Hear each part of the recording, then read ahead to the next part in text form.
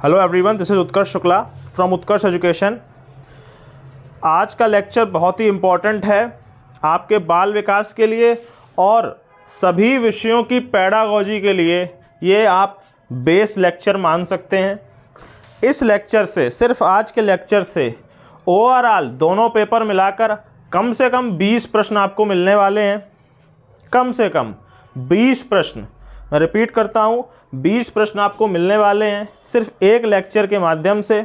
इसीलिए बहुत ध्यान से इस लेक्चर को पूरा देखिएगा। शायद थोड़ा लंबा भी हो जाए, पर प्लीज़ पूरी बात को ध्यान से सुनिएगा। इसमें पीडीएफ पढ़ के काम ज़्यादा चलेगा नहीं, इसमें आपको मेरी बात सुननी पड़ेगी, वरना आपको कुछ समझ में नहीं आएगा। मैं रिपीट कर देता हूँ, आप इसकी जो पीडीएफ है उसको आप टेलीग्राम पे मेरे ग्रुप से ले सकते हैं, पर प्लीज़ इसको पूरा देखिएगा। मेरे यूट्यूब चैनल को सब्सक्राइब करिए, मुझे सपोर्ट करिए। पेडागोजी के इस पहले लेक्चर और बाल विकास के इस लेक्चर में प्लीज़ बहुत ध्यान से पूरी बात सुनिएगा। समझ में ना आए तो रिवाइंड करके देखिए, बार बार देखिए, डाउनलोड करके देख लीजिए, कुछ भी करिएगा, पर आज का लेक्चर बहुत अच्छे से सुनना है आपको, क्योंकि मैं आज सभी शिक्षण विधियों को समझाने वाला हूँ। गणित पढ़ाने के लिए शिक्षण विधि कौन सी है, गणित में स्थानीय मान पढ़ाने के लिए शिक्षण विधि कौन सी है, गणित में जोड़ घटाना, इस तरह की जो माइन्यूट चीज़ें हैं जो आपको अब शिफ्टों के पेपर में मिलेंगी, सीटेट और यूपीटेट दोनों में, वो आज के लेक्चर से ख़त्म हो जाएगा। इसीलिए प्लीज़ इसको अच्छे से सुनिएगा, ये आपको बहुत फ़ायदा देगा। इससे बहुत सारे पेडागोजी के क्वेश्चन आपके हल होने वाले हैं। आइए अब शुरू करते हैं पढ़ने को। सबसे पहली विधि किंडरगार्टन विधि या बालोद्यान शिक्षण विधि। देखिए, किंडरगार्टन विधि, पहली बात तो किंडरगार्टन से आप ये चीज़ समझ गए होंगे कि ये बच्चों के लिए है, बड़े लोगों के लिए इसका कोई काम नहीं है। किंडरगार्टन विधि या बालोद्यान शिक्षण विधि में आपको कुछ कुछ चीज़ें याद रखनी। पहले की इसे फ्रोबेल ने दिया है, ये नाम याद रखना बहुत ज़रूरी है। इसमें खेल आनंद का वातावरण होता है। आप एक तरह से ये कह सकते हैं कि अगर आपसे कोई ये पूछ दे कि शांति निकेतन जो रविन्द्रनाथ टैगोर का विद्यालय था उसमें कौन सी विधि का प्रयोग सबसे ज़्यादा था, तो उसमें बालोद्यान शिक्षण विधि ही आप लिखेंगे। इसमें खेल या आनंद का वातावरण होगा, किसी पुस्तक का प्रावधान नहीं होगा, बच्चा खुद क्रिया करके सीखेगा, बच्चे को गीतों और क्रियाओं द्वारा सिखाया जाएगा। अब मैं एक बार आपको समझाता हूँ कि इसका मतलब क्या है, आपको कैसे समझना है इस चीज़ को। पहली चीज़, पुस्तक का प्रावधान नहीं है। इसका मतलब ये कि हैवी चीज़ें इससे सिखा नहीं सकते तुम, जो बड़ी बड़ी चीज़ें सिखाने लगो। इसीलिए इसे केवल छोटे बच्चों के ऊपर यूज करना है, जब वो किताबों की ज़रूरत उन्हें ना हो। कक्षा शिशु, LKG, UKG, कक्षा 1, बस यहाँ तक ये सिस्टम चलेगा, उसके बाद बंद हो जाएगा। बच्चा खुद क्रिया करके सीखता है, अर्थात हमें इससे करना क्या है कि बच्चे को सिखाना है आसपास की। देखिए, आप खुद क्रिया करके आप उसको सत्य क्या है, असत्य क्या है, ये सब नहीं सिखा सकते। उसको अमूर्त चीज़ें नहीं सिखा सकते, उसको कठिन चीज़ें नहीं सिखा सकते। सरल चीज़ें सिखा सकते हो, गेंद गोल है, फेंकोगे तो किसी को लगेगी। नॉर्मल चीज़ें जिसको कहा जाता है, उसे किंडरगार्टन विधि में यूज किया जाएगा। गीतों और क्रियाओं द्वारा सिखाया जाना है। इसका मतलब यह कि इस विधि का सबसे अधिक यूज होगा बच्चे की बोलने की प्रक्रिया को सही करना।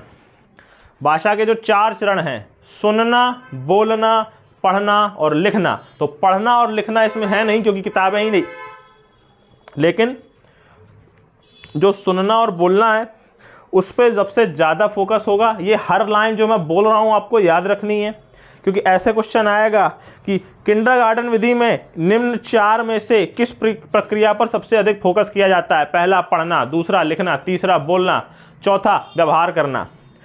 इस तरह से भी क्वेश्चन आ सकते हैं। इसीलिए मेरी हर लाइन को बहुत ध्यान से सुनिएगा। इसके आपको खुद नोट्स बनाने पड़ेंगे। मैं इतना नोट्स बना नहीं पा रहा था, तो मैंने इसको बस शॉर्ट में लिखा है। मैं जो बोल रहा हूँ उससे आप नोट्स बनाइएगा। मैं फिर रिपीट कर देता हूँ, पढ़ने और लिखने पे किंडरगार्टन विधि में कोई फोकस नहीं है। फोकस है सुनने और बोलने पे। छोटे बच्चों को सिखाया जाना है, नॉर्मल आसपास का वातावरण सिखाया जाता है। तो ये विधि भाषा सिखाने में सबसे ज़रूरी होती है। ये विधि पर्यावरण का अध्ययन करने में बहुत सही होती है।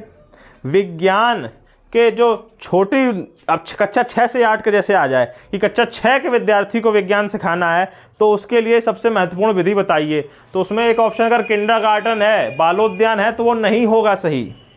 मैं रिपीट कर दूं, वो नहीं होगा सही। इसीलिए छोटे बच्चों को अगर आपको समाज के संस्कार, समाज के नियम सिखाने हैं, रेड लाइट पे रुकना है, ये सब चीज़ें किंडरगार्टन में सिखाई जाती हैं, गीतों और खेलों के माध्यम से। किताबों का यूज है नहीं। तो अपने दिमाग में ये हमेशा रखना है कि जिस जिस चीज़ में मुझे किताब लगेगी वो मैं नहीं ऊपर पाऊँगा। गीतों और क्रियाओं के माध्यम से जो जो सिखा सकते हो वो सिखाना है। अगली विधि कहानी विधि।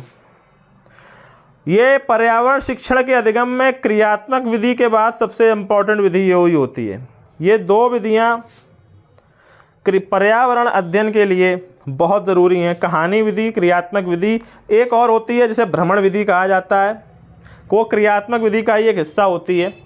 तो अगर कोई आपसे ये पूछ दे कि निम्न में से कौन सी विधि पर्यावरण अध्ययन के लिए अच्छी नहीं है, पहली कहानी, दूसरी क्रियात्मक, चौथी भ्रमण, तीसरी भ्रमण और चौथी किंडरगार्टन विधि, तो आंसर होगा किंडरगार्टन। ये तीन विधियां, कहानी, क्रियात्मक और भ्रमण, पर्यावरण के अध्ययन के लिए बहुत ज़रूरी होती हैं। कहानी विधि में होता क्या है, देखो जो बड़े बड़े नीरस विषय हैं जैसे कि इतिहास है, इतिहास अगर अच्छे से ना पढ़ाया जाए तो बहुत नीरस होता है। तो बड़े बड़े नीरस विषयों को अगर आप कहानी के माध्यम से सुनाएं, सिकंदर ने हम पर यहाँ हमला किया, यहाँ हम जीत गए, ये हार गए, इन्होंने इतने घोड़े मारे, इतने हाथी मारे, ऐसे अगर पढ़ाओगे तो बच्चों को याद करने में बहुत दिक्कत होगी। लेकिन जब आप उसमें ये बोलोगे कि जब सिकंदर आया तो वो देख के चौंक गया कि यहाँ क्या क्या है, उसके बाद आचार्य चाणक्य ने ये बोला, जब आप उसको कहानी के फॉर्म में पढ़ाओगे तब बच्चों को अच्छे से याद रहेगा। धनानंद ने चाणक्य का अपमान किया था, ये बात हम सबको याद है क्योंकि हमने इसे कहानी के फॉर्म में अपनी किताबों में पढ़ा हुआ है। धनानंद से पहले या महापद्मनंद, कई किताबों में महापद्मनंद, कई किताबों में धनानंद, उससे पहले राजा कौन था उसका नाम तक याद नहीं है क्योंकि उसके बारे में हमने कहानी रूप में नहीं पढ़ा है। इसीलिए आपको ये चीज़ बहुत ध्यान में रखनी है।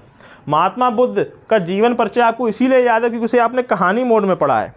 यहाँ पैदा हुए, फिर ये किया, फिर यहाँ शादी हुई, फिर ये किया, इस तरह से। कहानी विधि में नीरस विषयों को कहानी माध्यम से सिखाया जाता है, ये अपने दिमाग में भर लेना। इसका मतलब ये है कि पर्यावरण से संबंधित जो जो नीरस विषय आपको लगेंगे उसे आप कहानी विधि से समझाएंगे, और पर्यावरण में जो जो करके सीखने के सिद्धांत पे आप सिखा पाएंगे उसे आप क्रियात्मक विधि यानी प्रैक्टिकल विधि यानी प्रयोगशाला विधि से करके सिखाएंगे। फिर रिपीट करता हूँ, पर्यावरण में जो सरल लगे, पर्यावरण अध्ययन में सरल लगता है कि गाय के बछड़े होते हैं, गाय के बच्चों को बछड़ा या बछिया कहा जाता है, ये एक नॉर्मल शब्द है। इसके लिए कहानी सुनाने का ज़रूरत नहीं होता है, इसको आप क्रियात्मक विधि करके सिखा सकते हैं इसको आप। और क्रियात्मक विधि का अर्थ ये होगा कि जब आप एग्जाम्पल देके किसी को समझाएं। क्रियात्मक विधि को ऐसे समझिए, मैं आपको एक अच्छा एग्जाम्पल देता हूँ। करके सीखने के सिद्धांत पर आधारित है और पर्यावरण सिखाना है, तो पर्यावरण में करके सिखाने के लिए तुम ये कह सकते हो कि पानी जो नदियों से बहता है या जो पहाड़ों से निकला है पानी, जो पानी पहाड़ों से निकला है उस अंत में समुद्र में जाके मिल जाता है, क्योंकि पानी ऊंचाई से नीचाई की ओर, ऊंचाई से गहराई की ओर, ऊंचाई से नीचे कोण बना के बहता हुआ अंत में समुद्र में मिलता है। अभी आप बोल दिए कक्षा 1-2 के बच्चों को, 3-4 के बच्चों को कुछ समझ में नहीं आएगा, तो उनसे आप कहोगे कि देखो एक काम करो, तुम एक बोतल लो, हाँ उस बोतल को सीढ़ी पे फैला दो, पानी नीचे उतरेगा या नहीं उतरेगा? हाँ, इसी तरह से पहाड़ों से पानी उतरकर नीचे आता है नदियों के द्वारा और समुद्र में मिल जाता है। ये आपने करके सिखाया है बच्चों को, बोतल को सीढ़ियों पर फैलाया है। इस तरह से पर्यावरण की शिक्षा आप क्रियात्मक विधि से देंगे। भ्रमण विधि में होगा क्या कि आप पहाड़ पर लेके ही चले गए बच्चों को कि देखो हिमनद पर लेके चले गए, गंगोत्री यमुनोत्री, पानी को बहता हुआ ही दिखा दिया आपने कि देखो ये जा रहा है पानी। ये तो अधिक हो गया। आप बस उसे केवल नॉर्मली किसी ऊंचाई से नीचाई या डैम वैम पे ही ले जाके दिखा दीजिएगा, वो वहाँ से भी समझ जाएगा। इस तरह से पर्यावरण शिक्षण के लिए 3 विधियाँ आपको दिमाग में रखनी है, जो पर्यावरण का जो पेडागोजी होगा उसमें पूछी जाएंगी। वो ऐसे पूछेगा कि अगर आपको किसी को बाबर का जन्मदिन बाबर के बारे में पढ़ाना है, कैसे पढ़ाओगे? क्रियात्मक विधि करके, भ्रमण विधि करके, या कहानी विधि करके? तो ऑब्वियसली आप कहानी विधि करोगे। अगर तुम्हें भूपर्पट्टी सिखानी है किसी को कि ये प्लेट होती हैं टेक्टोनिक, ये वो दूसरी प्लेट है यूरेशियन, हमारी हिंद महासागरियन, वो टकराई और हिमालय बन गया, इसको आप भ्रमण विधि करके कैसे सिखाओगे? या कहानी भी करके कैसे सिखाओगे? इसको क्रियात्मक करके दिखाना पड़ेगा। उनके सामने 2 ब्रेड के टुकड़े आपस में मिलाने पड़ेंगे, जब वो आपस में टकराएंगे तो बीच का हिस्सा थोड़ा उठेगा और उसको आप हिमालय बोलेंगे। इसे क्रियात्मक विधि कहेंगे। इस तरह से ये 3 विधियां आपको समझ में आनी चाहिए। आखिरी विधि जो इस स्लाइड में आपको दिख रही है वो है सहयोगात्मक अध्ययन विधि या सामुदायिक विधि। सामाजिक अधिगम को बेहतर करना, जो सामाजिक विज्ञान जो 6 से 8 पढ़ाएंगे आप, उसमें आएगा। 6 से 8 जो पेपर होगा उसमें सामाजिक विज्ञान जो होगा उसमें जो पेडागोजी उसमें आएगा, और पर्यावरण अध्ययन की पेडागोजी में भी ये आएगा। सामाजिक अधिगम को बेहतर बनाने के लिए यह विधि बहुत महत्वपूर्ण है। बच्चों में उत्तरदायित्व की भावना का विकास होता है। समूह में रह के जानकारी इकट्ठा करते हैं और निष्कर्ष निकालते हैं। मतलब क्या है? देखो, सामाजिक विधि के द्वारा बच्चों को समूह में रखना है। समुदाय का मतलब ये नहीं है कि आसपास का जो समुदाय है हम वहाँ पे जाके पढ़ रहे हैं, नहीं नहीं नहीं नहीं, स्वयं का समुदाय बना के पढ़ो। ग्रुप स्टडीज़ जिसको बोला जाता है, जो आप सभी बहाना मारते हैं अपने घर पे कि हम अपने दोस्त के घर ग्रुप स्टडी करने जा रहे हैं, उसी को ये बोलते हैं। समुदाय में रहेंगे, किसी चीज़ पे सोचेंगे तो एक व्यक्ति का एक ओपिनियन होगा, दूसरे व्यक्ति का दूसरा ओपिनियन होगा, वो आपस में चर्चा करेंगे और अंत में सॉल्यूशन, अंत में आंसर तक पहुंचेंगे। इस तरीके से समुदाय विधि या सहयोगात्मक अध्ययन विधि को आपको समझना है। ये चारों विधियां बहुत इंपॉर्टेंट हैं। ये चारों विधियां आपको याद होनी चाहिए। मैंने जो बोला है, भूल गए हो, कोई फैक्ट छूट गया हो, अगर लगे दोबारा देखना, अच्छे से देखना, नोट कर लेना, एक एक लाइन, हर लाइन से क्वेश्चन बनेगा इसमें। ये बहुत ज़रूरी है, सभी पेपरों के पेडागोजी में आ सकता है, इसीलिए मैं बोल रहा हूँ आज का लेक्चर मत छोड़ना। आओ अब पढ़ते हैं आगमन विधि। आगमन विधि को अरस्तू ने बताया। जैसा कि मैंने अपने विभिन्न क्विज़ेस में और प्रीवियस लेक्चर में भी बोला हुआ है, एक होता है आगमनात्मक तर्क, एक होता है निगमनात्मक तर्क। वो इन्हीं विधियों से निकले हैं। आइए अब पढ़ते हैं आगमन विधि। देखो, इसे अरस्तू ने बताया है। इसमें सीधे अनुभव उदाहरण देने हैं आपको और उससे नियम सिखाना है। अर्थात कैसे सिखाओगे? गोल वस्तु को लुढ़काना अधिक सरल है ना कि खींचना। ये सिद्धांत सीधे रटा देने से बहुत दिक्कत होगी। उदाहरणों का प्रयोग करिए। एक गोल गेंद लीजिए और एक चौकोर ईंट ले लीजिए। किसे लुढ़काना सरल है, किसे खिसकाना सरल है, किसे लुढ़काना कठिन है, किसे खिसकाना कठिन है, उसको ये प्रयोग करके दिखाइए और उसके बाद आप उसे समझाइए कि गोल को सरकाना सरल है, गोल को लुढ़काना सरल है और चौकोर को सरकाना सरल है। आगमन विधि में पहले एग्जाम्पल दिए जाते हैं, उससे हम रूल पे पहुंचते हैं। ये तरीका एग्जाम्पल टू रूल। यह एक छात्र केंद्रित विधि क्यों है? क्योंकि एग्जाम्पल दोगे तो बच्चा खुद एग्जाम्पल करके देखेगा, इसीलिए करके देखेगा तो करके सीखेगा। करके सीखने पे बल भी मिल रहा है। मनोवैज्ञानिक विधि तो है ही, क्योंकि स्वयं करके सीख रहे हो तो दिमाग चला रहे हो। इस विधि के अंतर्गत जो नियम आते हैं, ये नियम बहुत पढ़ने बहुत ज़रूरी हैं। इस नियमों को पढ़ना बहुत इम्पोर्टेंट है, क्योंकि होगा क्या कि आपके पेपर में क्वेश्चन इस तरह से आएगा कि एक व्यक्ति को हमने पहले सीढ़ी पे बोतल लुढ़का के, बोतल भरी हुई बोतल से पानी फैला के दिखाया कि देखिए पानी किस तरह से ऊंची सीढ़ी से नीची सीढ़ी में जा रहा है। उसके बाद हम उसे हिमालय ले गए, हमने उसे वहाँ हिमालय से पानी बहता दिखाया। अब बताइए कि इस प्रक्रिया में हमने किस नियम का प्रयोग किया है? उदाहरण से नियम की ओर गए हैं क्या? स्थूल से सूक्ष्म की ओर गए हैं क्या? विशिष्ट से सामान्य की ओर गए हैं क्या? ज्ञात से अज्ञात की ओर गए हैं क्या? मूर्त से अमूर्त की ओर गए हैं क्या? या प्रत्यक्ष से प्रमाण की ओर गए हैं? इस तरह के नियम उसको सीधा पूछेगा और ये जगह जगह पूछेगा। ये पर्यावरण अध्ययन का एग्जाम्पल दिया, वो भाषा में भी यही चीज़ पूछे घुसेड़ेगा, उसके बाद वो गणित में भी यही घुसेड़ेगा। तो ये बहुत इंपॉर्टेंट है आपको समझना। इन नियमों को मैं अब समझाने जा रहा हूँ, पूरे नियम सुनिएगा, अच्छे से तैयार हो जाएंगे तो बात खत्म हो जाएगी। पहला, उदाहरण से नियम की ओर, जो आगमन विधि का लॉजिक है। उदाहरण दिए पहले और फिर वहाँ से रूल बनाए। स्थूल से सूक्ष्म की ओर, तुम बच्चे को अगर सीधा ये सिखाने लगे कि एटम जो हमारे परमाणु होते हैं उनमें इस तरह से व्यवस्था होती है तो बच्चे पागल हो जाएंगे। तुम पहले उनको परमाणु का मॉडल दिखाओगे तमीज़ से, एक बढ़िया बीच में गेंद रखोगे, उसके चारों तरफ छोटी छोटी गेंदें रखोगे, फिर उसे समझाओगे कि ये इलेक्ट्रॉन है, ये नाभिक हैं।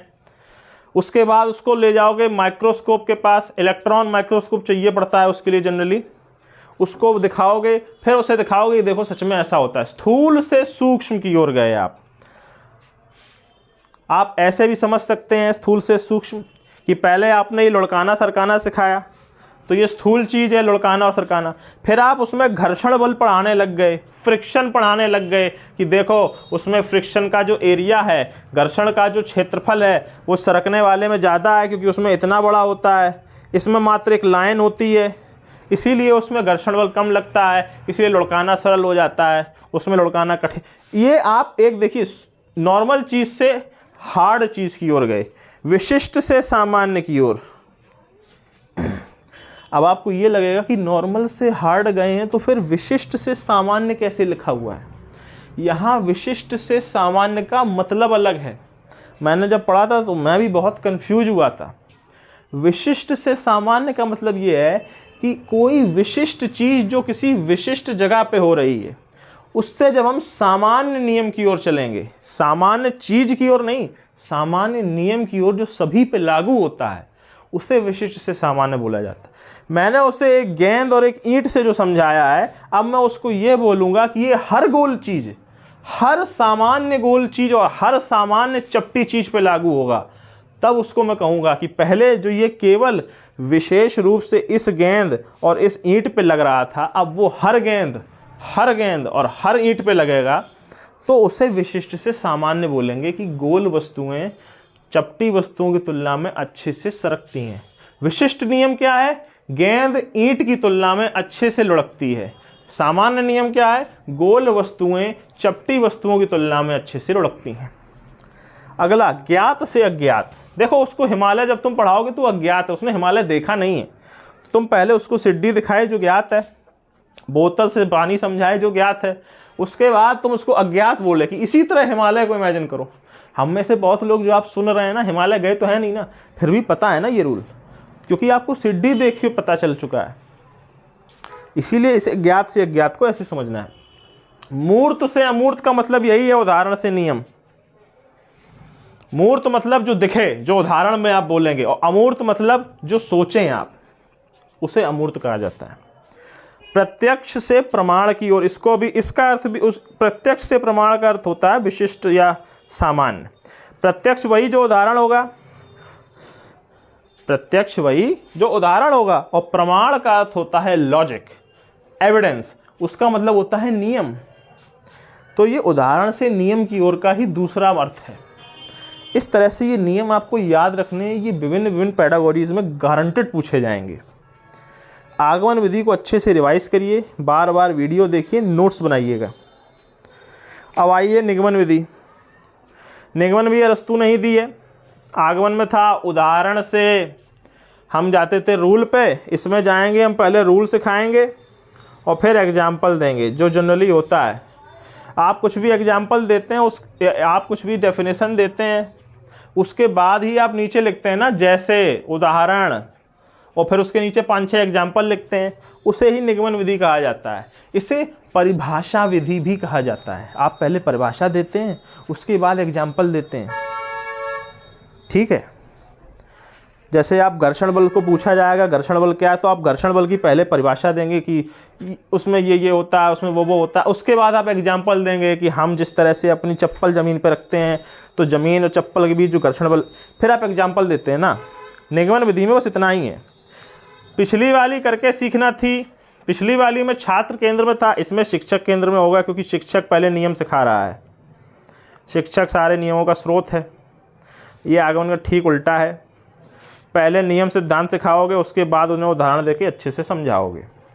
सारे नियम उससे उलट हो जाएंगे। प्रमाण पहले दोगे, नियम पहले समझाओगे, फिर उसे एग्जाम्पल दोगे। सूक्ष्म पहले समझाओगे, फिर उसे स्थूल दोगे। पहले तुम उसे परमाणु परिभाषा समझाओगे, पहले तुम उसे इलेक्ट्रॉन प्रोटॉन की व्यवस्था समझाओगे, फिर बाद में उसे एग्जाम्पल दिखाओगे। सामान्य से विशिष्ट, पहले तुम उससे बोलोगे कि सभी गोल वस्तुएं चपटी वस्तुओं की तुलना में अच्छे से लुढ़कती हैं, उसको ये बात रटाओगे। उसके बाद उदाहरण दोगे। उदाहरण के लिए हम एक गेंद और एक ईंट को रखते हैं, गेंद और ईंट में गेंद अच्छे से लुढ़क लेती है। अज्ञात से ज्ञात की ओर, अज्ञात से ज्ञात भी वही रूल लगेगा। सभी गोल वस्तुएं देखी नहीं है, सभी चपटी भी नहीं देखी, अज्ञात हैं, तो हमने एक ज्ञात उठा लिया। उसके बाद नियम से उदाहरण, बात वही है, पहले नियम पढ़ा दिए, उसके बाद उदाहरण पे चले गए। जैसे आगमन या निगमन में एक समझ में आ गया, उसे अपने आप दूसरा समझ में आ जाएगा। अब आओ तीसरी बात, प्रोजेक्ट विधि। इसे किलपैट्रिक ने बताया है, नाम याद रखने हैं। यह अनुभव केंद्रित है और बाल केंद्रित है। बच्चों के समाजीकरण पर विशेष बल दिया जाता है, अर्थात पर्यावरण अध्ययन के लिए बहुत अच्छी चीज़ है। समाजीकरण के लिए उन्हें समूह में रह के सिखाया जाता है, अर्थात प्रोजेक्ट विधि का पूरक है समुदाय विधि, जो मैंने अभी बताई आपको। करके सीखने पे बल देती है ये विधि, तो इसमें करके सीखने यानी आगमन विधि, जो सबसे अभी जो मैंने पढ़ाई, निगमन नहीं आगमन विधि, उसके सारे नियम इसमें भी पेले जाएंगे। विद्यार्थियों को इस प्रकार से सिखाया जाता है कि विद्यार्थी अपने समस्याओं का हल खुद ढूंढ सके। प्रोजेक्ट विधि को ऐसे याद रखो कि तुम सबको इंटर्नशिप करनी पड़ती है ना, बीएड बीटीसी करके ही तो पेपर दे रहे हो ये सब। तो जो बीएड बीटीसी करके पेपर दे रहा है, उसको जब ऐसे पढ़ना है तो वो आखिरी में जो इंटर्नशिप करता है उसे ही प्रोजेक्ट बोला जाता है। तुम जो पढ़े उसका यूज भी तो कर रहे हो ना, उसी से प्रोजेक्ट विधि समझना। उससे तुम्हारा समाजीकरण होता है, तुम और शिक्षकों के समूह में जाते हो समझने के लिए, इसी को प्रोजेक्ट विधि कहा जाता है। अगली आती है डायरेक्ट विधि। इंग्लिश में इससे इतना क्वेश्चन आता है ना कि जिसकी कोई सीमा नहीं है। डायरेक्ट विधि और इनडायरेक्ट विधि, एक ही हेडिंग में मैंने दोनों विधियां समझाई हैं तुम लोगों को, प्रत्यक्ष और अप्रत्यक्ष। देखो, तुम्हें बच्चे को अंग्रेजी सिखानी है, तो या तो तुम उससे केवल अंग्रेजी में बात करो, उसके सामने केवल अंग्रेजी की चीज़ें रखो, उसका पूरा माहौल अंग्रेजीमय बना दो, अंग्रेजीमय वातावरण कर दो और अंग्रेजी सिखाओ, तो उसे प्रत्यक्ष कहेंगे। और जब तुम हिंदी में उसे अंग्रेजी पढ़ाओ कि देखो कुत्ते को बोलते हैं डॉग, ठीक है, तो ये अप्रत्यक्ष विधि। हमने उसे कुत्ता समझा रखा है और कुत्ते की इंग्लिश डॉग बताई है, तो वो डॉग को कुत्ता से जोड़ के याद करेगा। जब मैं सीधे बोलूँ उसके सामने कोई कुत्ता जाए, दिस इज़ डॉग, ये डॉग है, ये कुत्ता नहीं, मैं बोलूँ ही नहीं कि ये कुत्ता है, मैं डॉग सीधा ही बोलूँ और उसे ऐसे समझ में आए ये डॉग है, तब उसे प्रत्यक्ष विधि कहा जाता है। इसमें बस इतना ही दोनों में अंतर है। इंग्लिश में ये इसलिए पूछा जाता है क्योंकि इंग्लिश दूसरी लैंग्वेज फंस जाती है ना, तो उसमें ये बहुत पूछा जाता है। अब इससे संबंधित महत्वपूर्ण तथ्य सुनो।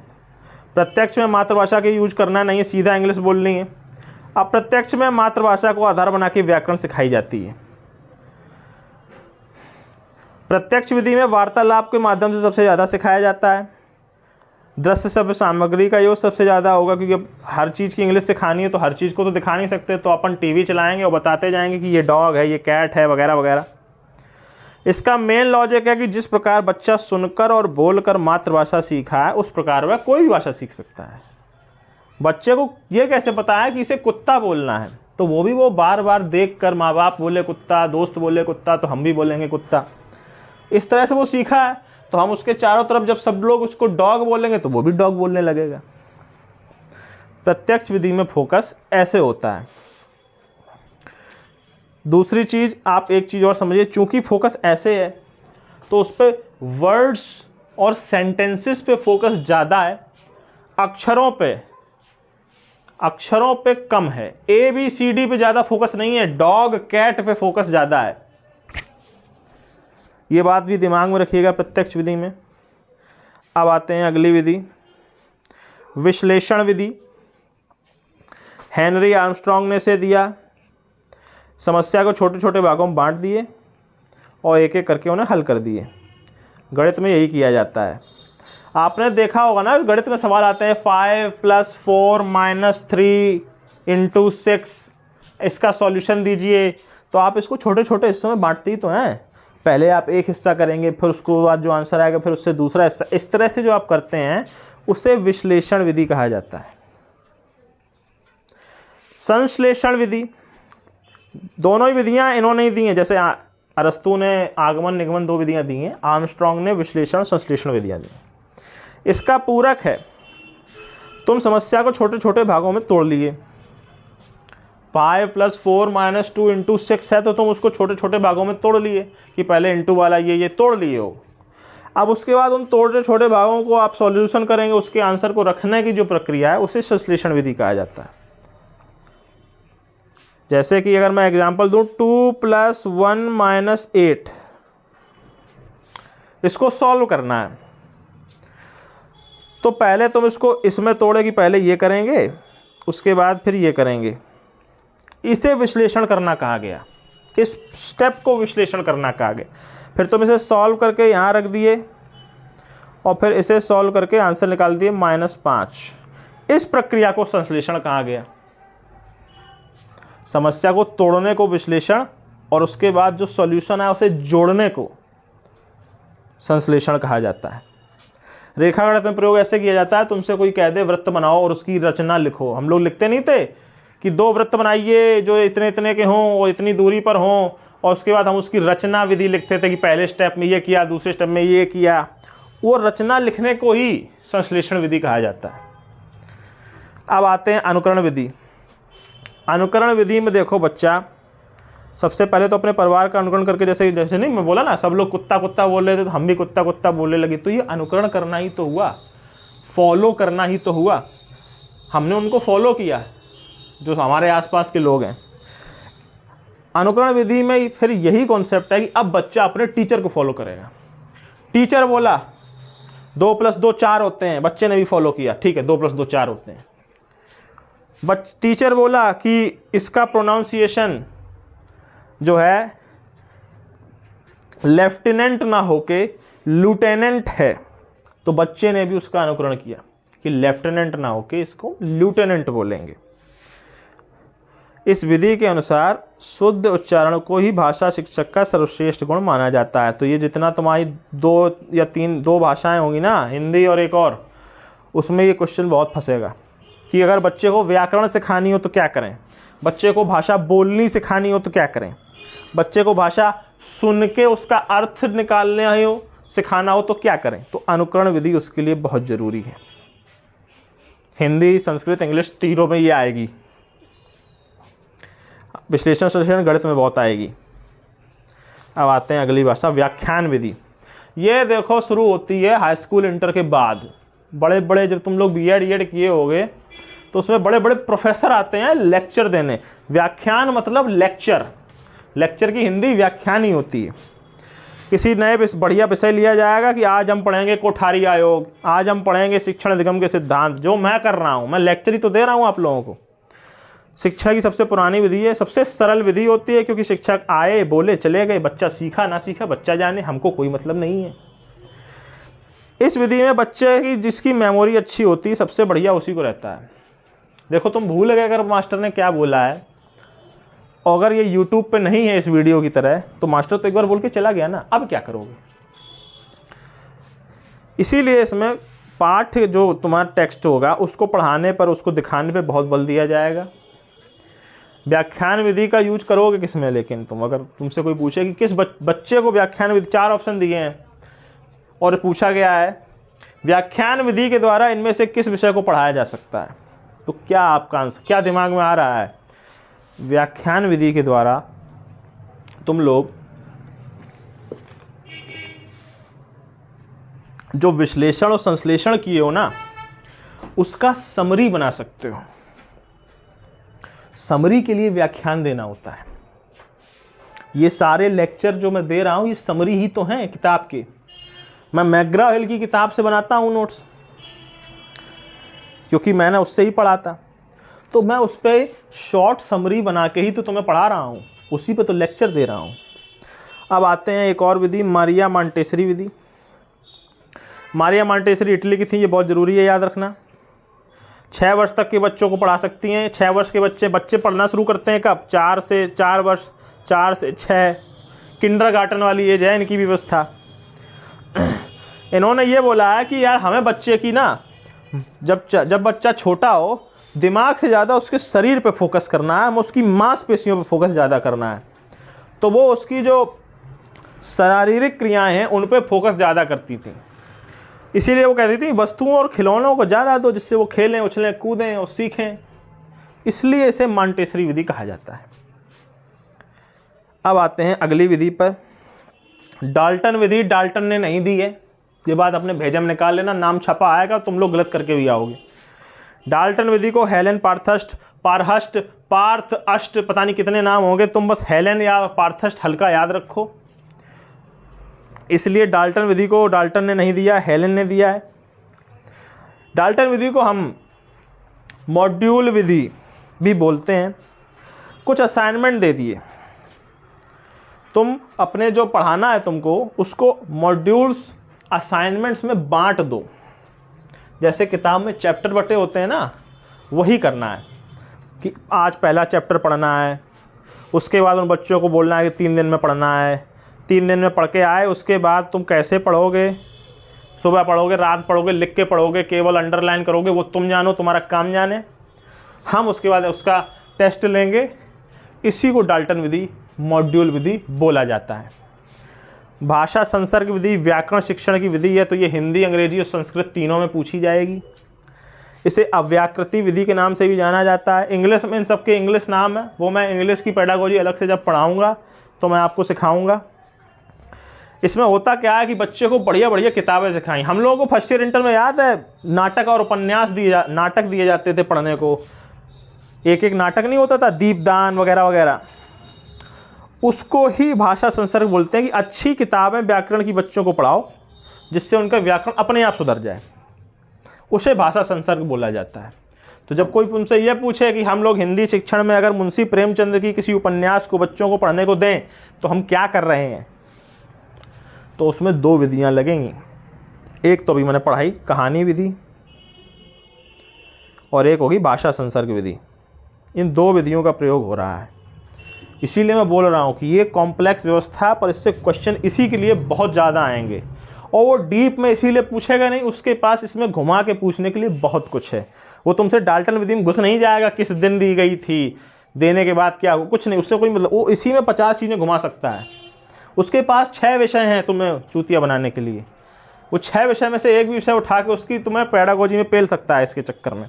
इसीलिए इसको बहुत कायदे से पढ़ना। आखिरी जो है वो तो हम सबसे पहले उसी से शुरू किए थे, किंडरगार्टन कहानी क्रियात्मक समुदाय। अच्छे से इस लेक्चर को देखो, इसकी PDF टेलीग्राम से ले लो, उसका रिवीजन करो, इस लेक्चर को बार बार देखो। मैं फिर बोल रहा हूँ, this is the most important lecture for your preparation. कम से कम 15-20 क्वेश्चन इससे लगेंगे तुम्हारे, कम से कम 15-20, क्योंकि उसमें सिद्धांत मैंने पढ़ाए हैं। मूर्त से अमूर्त, ज्ञात से अज्ञात, उससे भी क्वेश्चन आते हैं। इस लेक्चर को बिल्कुल घोंट के पी जाना, बार बार देखो। 34-35 मिनट का बनेगा ये, लेकिन तुम इसको 2-3 बार देखोगे भी कोई दिक्कत नहीं है, बार बार देखना है। ओके, प्लीज़ मुझे सपोर्ट करें। जो डाउट हो पूछें, इसमें बहुत डाउट आने चाहिए। इसमें अगर आपको डाउट नहीं आ रहा तो मुझे नहीं लगता आप अच्छे से पढ़ रहे हैं। बार बार मुझसे पूछिए टेलीग्राम और उस पर मैसेंजर ऐप पे, मैं हमेशा अवेलेबल हूँ। प्लीज़ मेरे चैनल को सब्सक्राइब करिए। अगर मेरा कंटेंट अच्छा लगता हो तो मुझे सपोर्ट करिए, दोस्तों को बोलिए सब्सक्राइबर बढ़ाएं। मेरी ऑनलाइन कोचिंग चलेगी तो मैं ऑफलाइन बंद करूं, नहीं तो फिर मैं ऑफलाइन पे ज़्यादा ध्यान दूंगा ताकि अपने समय का सदुपयोग कर सकूं। Thank you very much. आपका CTET का एग्ज़ाम बहुत अच्छा बीते। जय हिंद।